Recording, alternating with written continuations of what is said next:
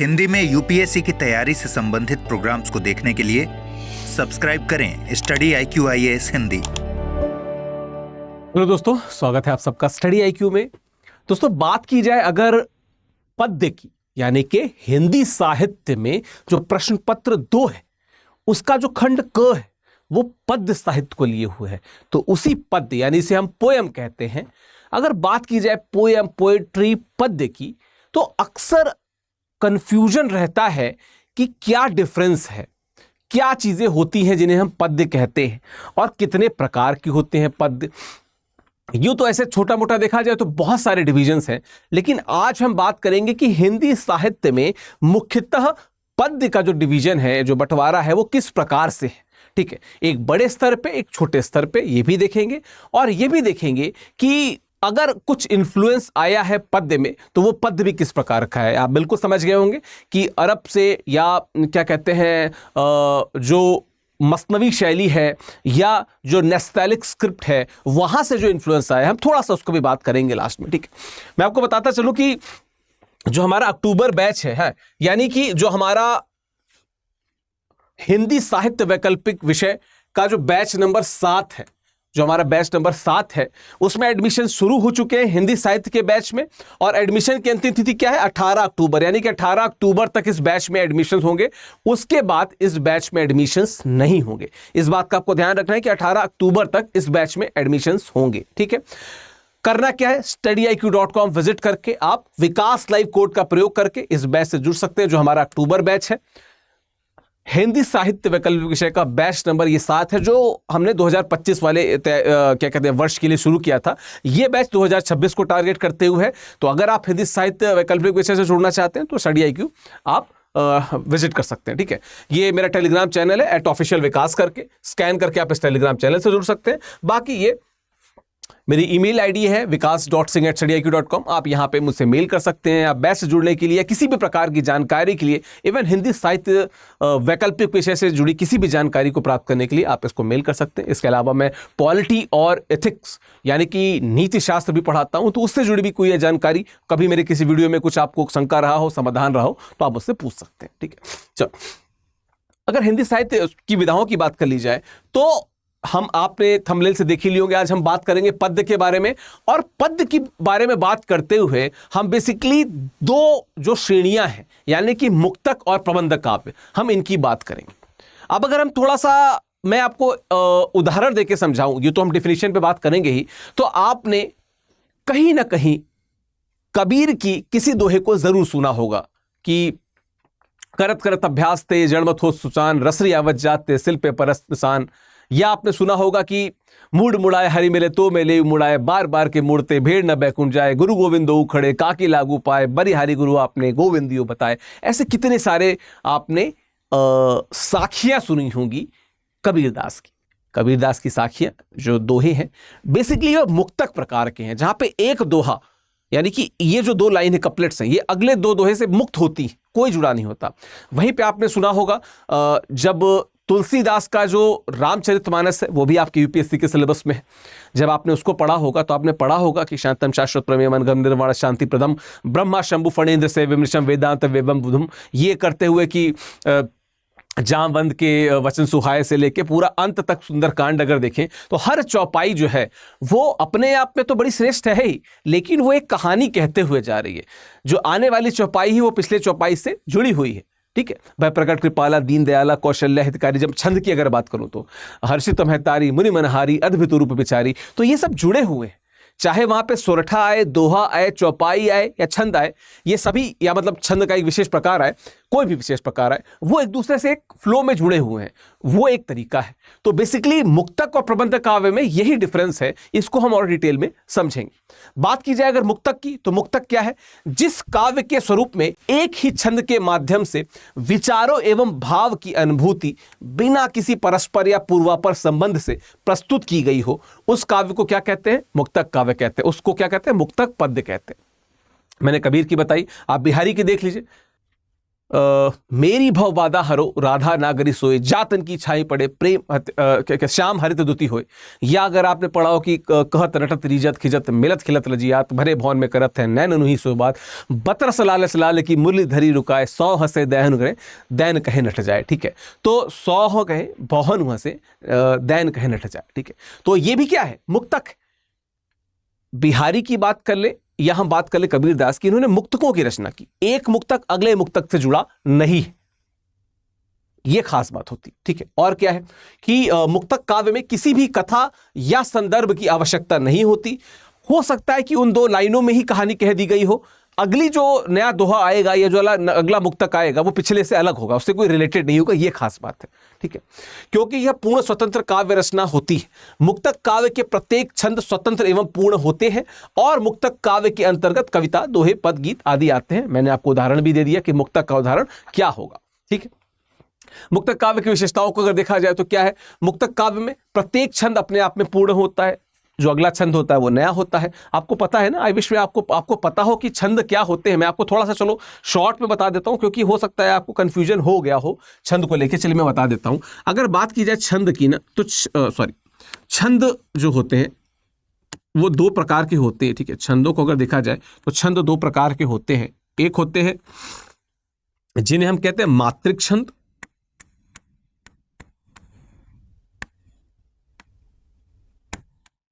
ठीक है, और एक होते हैं जिनको कहते हैं वर्णिक छंद।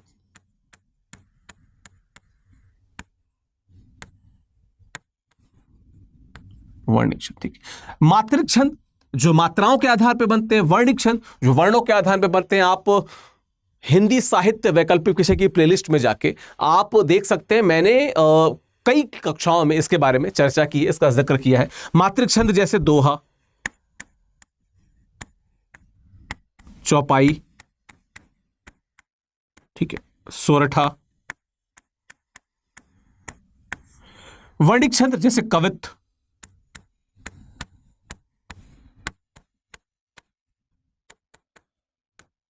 सवैया आदि। तो ये छंद के प्रकार है। इसको आज होमवर्क के रूप में कर लीजिएगा, जरूर इसको पढ़िएगा। ठीक, तो जब हम पढ़ रहे थे यहाँ पे तो हमने क्या, इसकी विशेषताओं को जब हम लोग देख रहे थे तो क्या थी विशेषता, इसको एक बार देख लेते कि मुक्तक काव्य में मुख्य रूप से लोक व्यवहार एवं नैतिक भावनाओं का समावेश होता है। तो मैंने आपको कबीर की बात की या बिहारी की बात की, तो निश्चित तौर पे कबीर और बिहारी दोनों ही लोक भावनाओं और नैतिक जो लोक व्यवहार और नैतिक जो भावना होती है, दोनों पे उन्होंने लिखा हुआ है। खासकर बिहारी ने, क्योंकि बिहारी का जो एरिया है बहुत बड़ा है। चूंकि कबीर जो है उन्होंने मोस्टली जो अंधविश्वास, आडंबर है, उन पे चोट की है। अपने दिल से भी उन्होंने जो बातों को रखा। जब हमें कहता हूं ना कि जब वे ज्ञान मूलक से प्रेम मूलक की तरफ जाते हैं, यानी कि ज्ञान मूलक अद्वैत से प्रेम मूलक अद्वैत की तरफ जाते हैं, तो वो बहुत सारी विरह गाथा भी लिखते हैं, लेकिन वहां पे भी ज्ञान की ही बात वो करते हैं एक तरीके से। ठीक है, तो वो लेकिन जब आप बिहारी की बात करते हैं तो ज्ञान की, समाज की, भाव भंगिमाओं की, ठीक है, इन बहुत सारे जो रिलेशंस होते हैं, संबंध होते हैं, उन पे उन्होंने लिखा हुआ है। तो निश्चित तौर पे एक विस्तार वो देते हैं। लेकिन अगर ज्ञान की बात की जाए तो कहीं ना कहीं कबीर, समाज की बात की जाए तो कबीर बहुत जुड़ते हैं उससे। ठीक है, इसमें कथा तत्व का भाव होता है, मैंने बता दिया। मुक्तक काव्य में किसी रस विशेष की गहन अनुभूति विद्यमान होती है, किसी रस विशेष की गहन अनुभूति विद्यमान होती है। बिहारी और कबीर दोनों पे मैं वीडियो ले चुका हूं, आप प्लेलिस्ट में जाके उन वीडियोस को देख सकते हैं। ठीक है, बात की जाए फिर प्रबंध काव्य की बात करें तो प्रबंध काव्य एक ऐसी साहित्यिक रचना है जिसमें सभी पद एक कथा, विचार तथा भाव के माध्यम से एक दूसरे से संबद्ध रहते हैं। मैंने रामचरितमानस का आपको उदाहरण बताया, ऐसे ही मैथिली शरण गुप्त जी का साकेत है, ऐसे बहुत सारे उदाहरण आपको मिलेंगे। यूं तो खंड काव्य प्रबंध काव्य जिसकी मैं बात कर रहा हूं, खंड काव्य यहाँ पे लिखा भी होगा, महाकाव्य तथा खंड काव्य में विभक्त होता है। पर अगर मैं एक साधारण तरीके से आपको बात करूं तो प्रबंध काव्य अमूमन बड़े होते हैं, लेंदी होते हैं, लंबे होते हैं। एक कथा होती है जो शुरू से लेकर अंत तक कई सर्गों या खंडों के माध्यम से कही जाती है, एक सर उसके बाद। ठीक है, आरंभ से अंत तक एक मूल भाव बना रहता है, एक कहानी जो है वो चलती रहती है। ठीक है, प्रबंध के अगर देखा जाए, प्रबंध काव्य के 2 मुख्य भेद हैं, महाकाव्य तथा खंड काव्य। इनको भी देख लेते हैं। महाकाव्य का अर्थ है महान काव्य। महान काव्य मतलब जहां पे कहानी महान हो, किरदार महान हो, रस महान हो, ठीक है, हर चीज जो हो वो उदात्त हो, महान हो, श्रेष्ठ हो। ठीक। महाकाव्य में आकार, कथानक, पात्र और शैली की दृष्टि से महत्ता रहती है, अर्थात इसमें महापुरुषों का प्रेरणादायक चरित्र होता है, कहानी भी बड़ी होती है तथा इसका आकार भी बड़ा होता है। महाकाव्य विभिन्न अध्यायों या खंडों सर्गों में बता होता है। आप रामचरितमानस का उदाहरण ले सकते हैं, ठीक है। उदात्त चरित्र, उदात्त कथानक, उदात्त रस, उदात्त भाव, ये सब जुड़ते हैं किससे? महाकाव्य से जुड़ते हैं। ये सब किससे जुड़ते हैं? महाकाव्य से, ठीक है।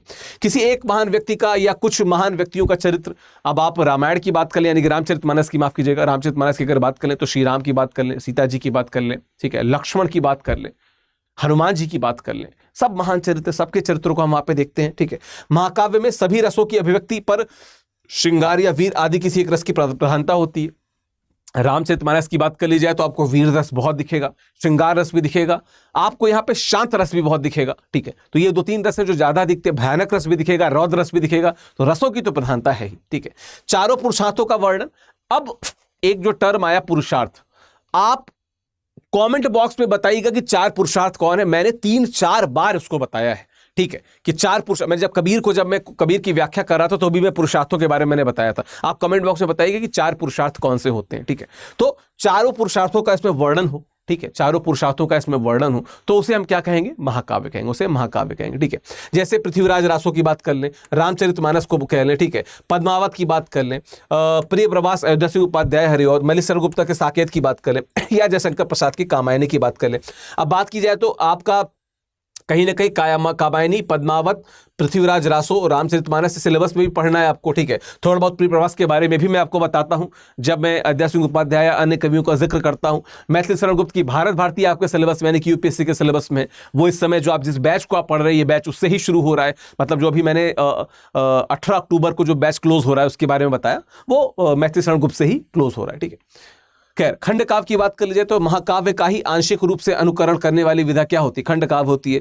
खंड काव्य में कोई एक प्रसंग घटना किसी बड़ी कथा के अंश के रूप में दिखाया जाता है, किसी बड़ी कथा के अंश के रूप में दिखाया जाता है, ठीक है। और क्या, महाकाव्य की बात की जाए तो जीवन की समग्रता और पूरी कथा होती है। राष्ट्रकवि क्या कहते हैं, मैथिली शरण गुप्त का जो जयद्रथ वध है, पंचवटी, जो अगर गुप्त जी की बात कर ली जाए तो उनकी पंचवटी, और रामधारी सिंह दिनकर की जो रश्मिरथी है, ये कहीं ना कहीं खंड काव्य है। खंड काव्य क्या, फिर से बता दूं, खंड मतलब किसी विशेष खंड को लेकर काव्य जो बन जाए।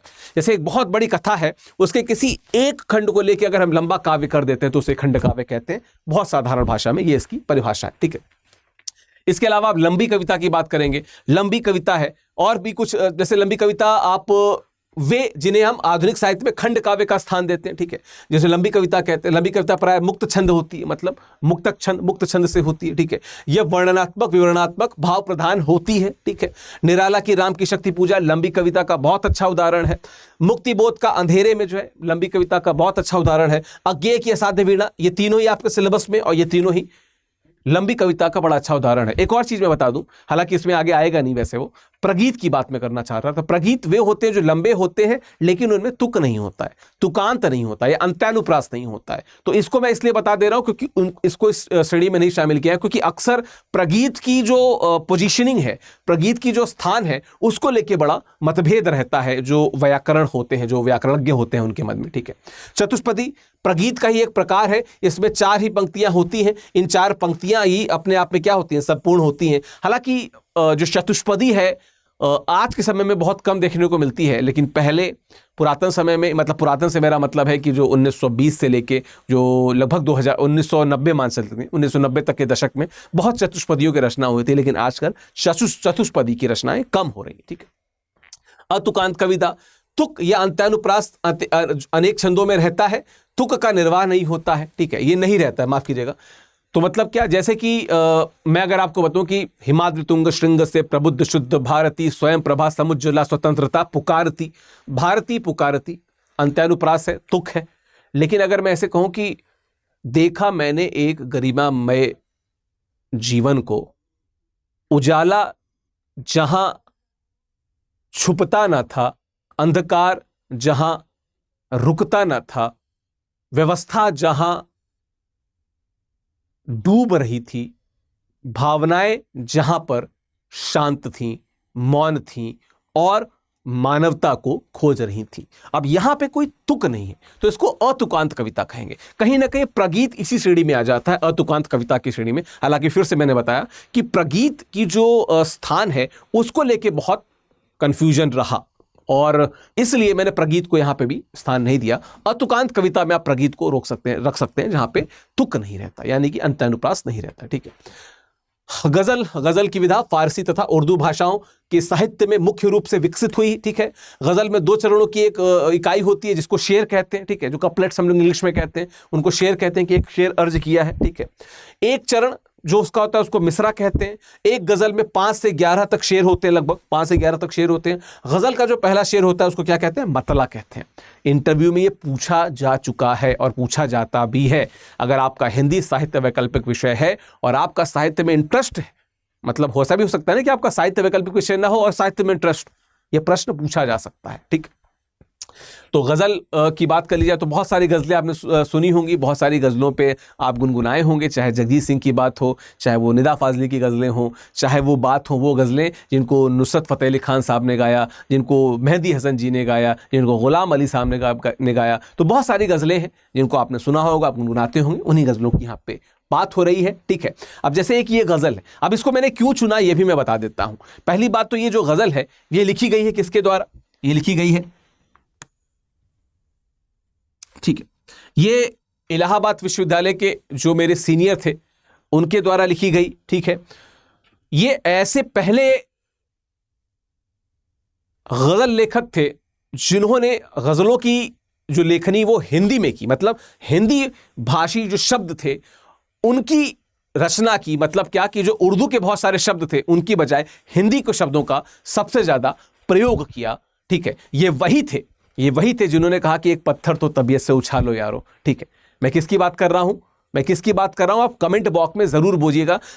मध्य प्रदेश से बिलोंग करते थे, इलाहाबाद क्या कहते हैं विश्वविद्यालय से जुड़े हुए थे और बहुत सारी गजलों की स्थापना की है। उनमें से एक गजल वो भी है कि तू किसी रेल सी गुजरती है, मैं किसी पुल सा थरथराता हूं। कमेंट बॉक्स में उनका नाम जरूर बताइएगा। ठीक है। चलो, हो गई है पीर पर्वत सी पिघलनी चाहिए, हो गई है पीर पर्वत सी पिघलने चाहिए, इस हिमालय से गंगा निकलनी चाहिए, सिर्फ हंगामा खड़ा करना मेरा मकसद नहीं, मेरी कोशिश है कि ये सूरत बदलनी चाहिए। मेरे सीने में तो नहीं तेरे सीने में ही सही, मेरे सीने में नहीं तो तेरे सीने में ही सही, हो कहीं भी आग लेकिन आग जलनी चाहिए, हो कहीं भी आग लेकिन आग जलनी चाहिए। इनका नाम कमेंट बॉक्स में जरूर बताइएगा। ठीक है। और शायद अगर आप मेरे वीडियो रेगुलर देख रहे हैं तो आप इनका नाम तुरंत गेस कर लेंगे, लेकिन कमेंट बॉक्स में आप जरूर बताइएगा। कुछ चीजें उससे रिलेटेड बता दी। एक कहानी और बता देता हूं। लगभग भारत आजाद हो गया था, इलाहाबाद विश्वविद्यालय में एक कवि गोष्ठी चल रही थी, बीए फाइनल के एग्जाम होने वाले थे। जिन कवि की ये गजल है उन्हीं जो कवि थे वो क्या थे, अपने जो बहुत पसंदीदा कवि थे उनको सुनना चाहते थे। इत्तेफाक ये रहा कि ये लिखा भी करते थे तो इनको भी इसमें स्थान मिल गया, और इत्तेफाक ये कि इनके जो मन पसंदीदा कवि थे सुमित्रा नंदन पंत जी, उन्होंने सुना भी, उन्होंने तारीफ भी की, पीठ भी ठोकी। रात भर उस कवि गोष्ठी में इन्होंने अपनी गजलें सुनाई, अपनी कविताओं को सुनाया, और अगले दिन परीक्षा दी, परीक्षा में अव्वल भी आए। ये कहानी मैंने कई बार सोशल मीडिया के विभिन्न जगहों पे लिखी, शेयर की है।